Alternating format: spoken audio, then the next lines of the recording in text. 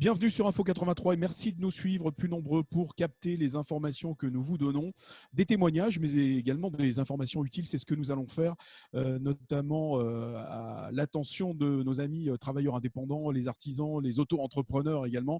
Ils sont nombreux à nous regarder. On va enfin comprendre les aides qui sont mises à notre disposition par le gouvernement. Nous avons avec nous le directeur régional, le sous-directeur régional de l'URSSAF, c'est l'Union de recouvrement de la sécurité sociale et des allocations familiales, plus connue sous le nom de l'URSSAF.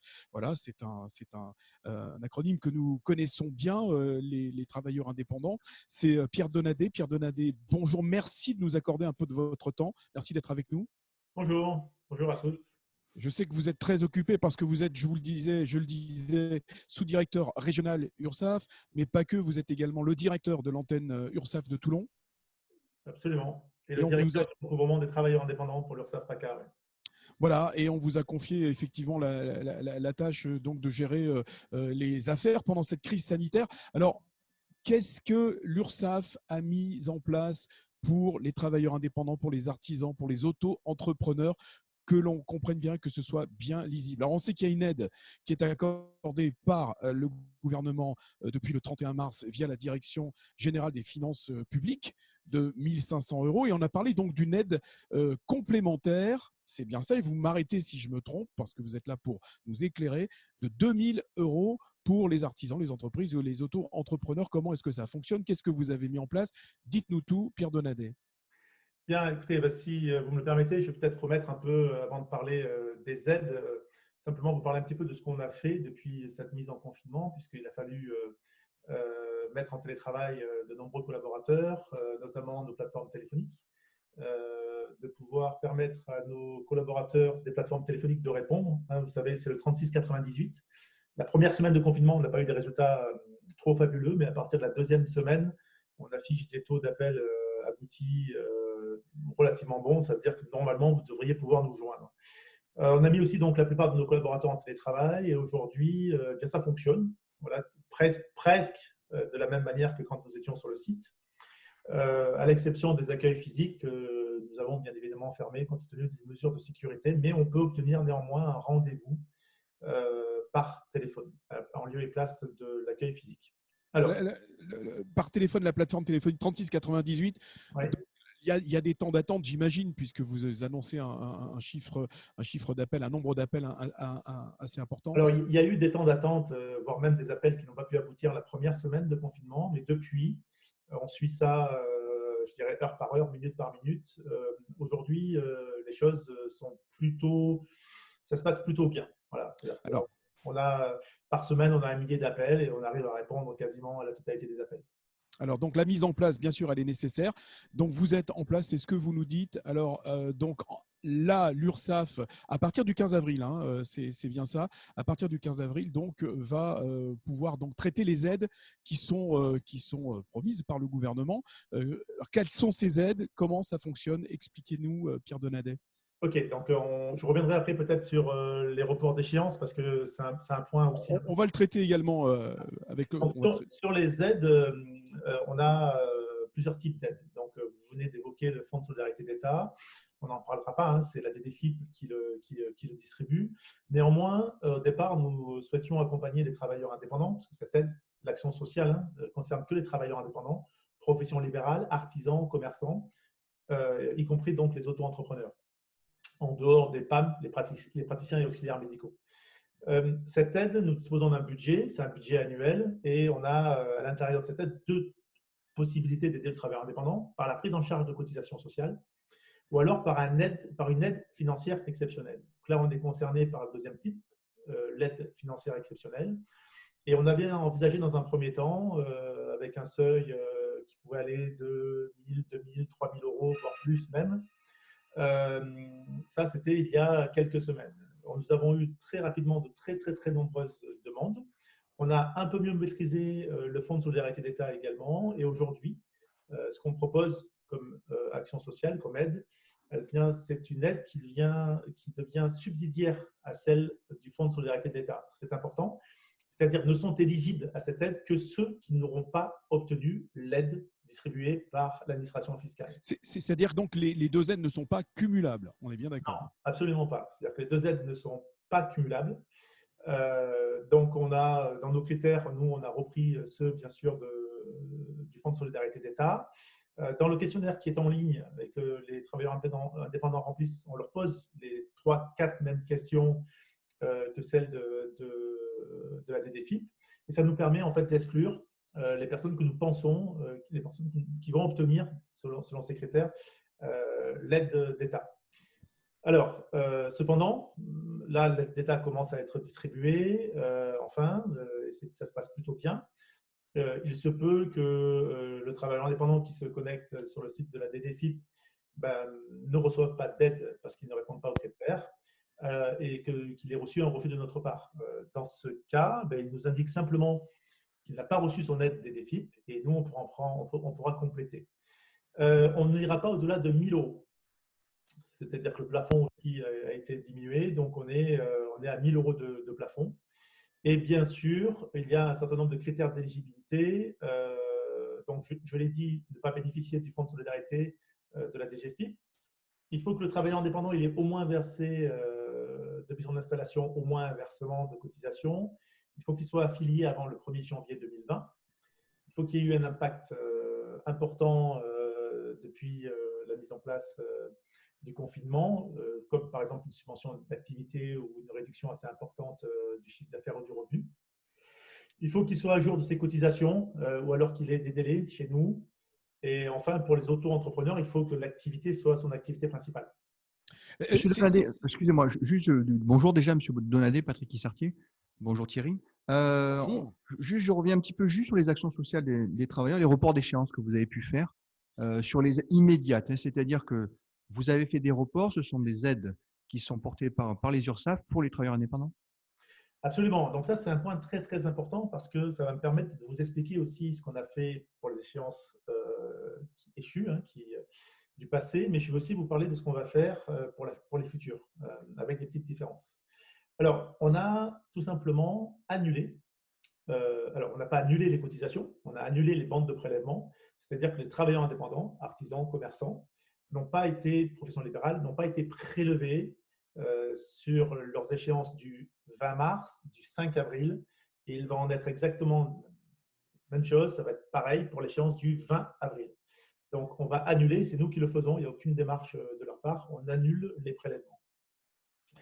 Pour les auto-entrepreneurs, c'est un peu plus complexe. Donc, pour les auto-entrepreneurs, ce qu'on leur a demandé, c'est de se connecter et de mettre leur chiffre d'affaires à zéro. Et puis, on compte sur eux pour le futur, dans le futur, nous donner leur vrai chiffre d'affaires et on régularisera leur cotisation.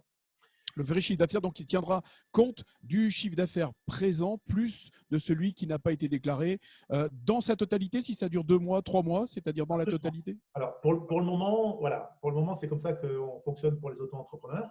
Alors, ça va peut-être un peu changer pour les échéances à venir, mais j'y reviendrai en fait sur les auto-entrepreneurs. Je voudrais revenir sur les artisans commerçants et les professions libérales pour l'échéance donc du 20 avril.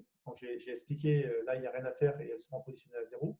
De la même manière, tous les cotisants qui avaient des délais chez nous, des délais sur des cotisations impayées, on a annulé aussi le prélèvement de ces délais. Voilà. Ensuite, bien arrive l'échéance, une échéance importante, l'échéance du 5 mai. Pourquoi elle est importante? Parce qu'elle concerne les cotisants trimestriels. C'est-à-dire que vous le savez, vous avez le choix entre être mensuel ou être trimestriel. Donc, les cotisants mensuels, là, ils ont l'habitude de la façon dont on a traité leur prélèvement. Pour les trimestriels, depuis la crise, le premier prélèvement intervient au 5 mai. Et je profite de passer à votre antenne parce que ce qu'on va leur demander pour l'échéance du 5 mai, on ne mettra pas à zéro les bandes de prélèvement pour l'échéance du 5 mai. En revanche, on va leur demander, et ils ont dû tous recevoir un courriel ou un SMS, leur indiquant de nous fournir le plus rapidement possible via les sites concernés leur revenu estimé pour 2020.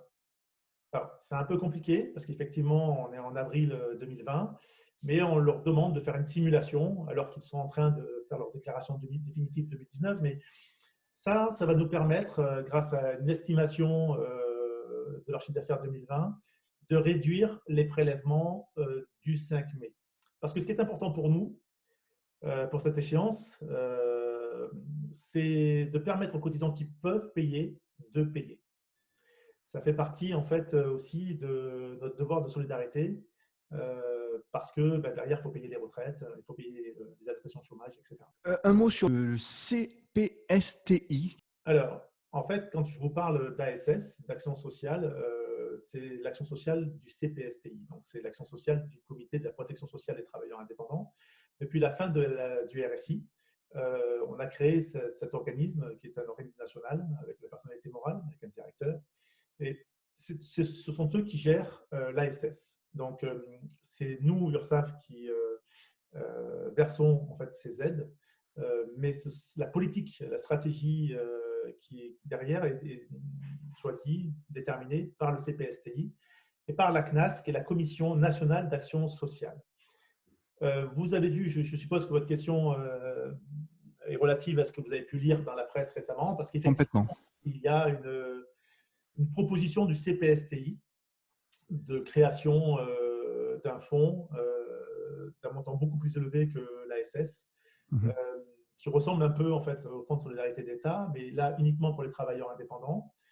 D'après ce que j'en ai lu comme vous dans la presse, il s'agirait de prendre en charge de rembourser des cotisations complémentaires retraite. À ce stade, c'est la proposition qui est faite par la présidente du CPSTI, mais qui n'est pas encore validée. On ne connaît pas encore les suites qui seront données à cette proposition, les suites données par la tutelle et par l'État. Ce n'est pas les mêmes caisses, de toute manière. Ce ne sont pas les mêmes caisses. Vous n'avez pas les mêmes fonds. Je crois que c'est de l'ordre de 50 millions d'euros les URSSAF. Et puis, on parle de milliards dans les autres. Oui, effectivement, le budget de l'action sociale est autour de 50 millions d'euros au niveau national, alors que là, on est sur un fonds qui serait supérieur à 1 milliard, 1,3 milliard. Mais j'insiste, qui n'est pas encore décidé. C'est une proposition qui est faite aujourd'hui par la présidente du comité de la protection sociale des travailleurs indépendants. Donc, pour que ça soit lisible et qu'on résume, donc le report des charges, effectivement, ça c'est un point important. Donc, au 3698, vous avez toutes les explications qui vous seront données par la plateforme donc, de l'URSSAF, mise en place par l'URSSAF. Au niveau de l'aide, donc, elle est indépendante des finances publiques de 1 500 €. Donc, maintenant, elle a été ramenée donc, à 1 000 €. La région propose également une aide de 2 000 €. Est-ce qu'elle se court-circuite avec votre aide à vous ou pas du tout? C'est complètement indépendant? Non. En fait, si vous voulez, nous, c'est maximum 1 000 €. C'est-à-dire que on a bien compris, oui. Maximum 1 000 €. L'aide que vous évoquez sur la région, c'est le volet 2 du Fonds de solidarité d'État. Donc là, en ce moment, il y a le volet 1 qui est en train d'être distribué aux travailleurs indépendants. Et puis, sur certains autres critères d'éligibilité, à partir du 15 avril, on va faire la demande également, il y a le volet 2 avec d'autres critères qui pourront venir s'ajouter. Nous, pour le moment, on ne regarde que l'éligibilité au volet 1. Au volet 1. Et c'est en fonction de ces critères qu'on déterminera aussi notre aide. Monsieur Donadé, dernière précision importante pour moi concernant l'action sociale pour les travailleurs. On parle de pourcentage de chiffre d'affaires N-1, mars 2019, mars 2020. On parlait d'un chiffre d'affaires à hauteur de 70% de celui échu. Maintenant, on est à 50%, c'est bien ça, la moitié? Alors là, ce sont les critères effectivement pour le Fonds de solidarité de l'État qui était à 70% au départ et qui a été ramené à 50%. Effectivement, donc on est bien sur ces critères de 50% aujourd'hui et non plus 70%. Et cette aide sera reconductible au mois d'avril, effectivement. Oui, parce que bien entendu, l'aide à laquelle on prétend maintenant, à partir d'aujourd'hui, enfin depuis quelques jours, depuis une semaine, c'est une aide qui est valable pour le mois de mars, on est bien d'accord.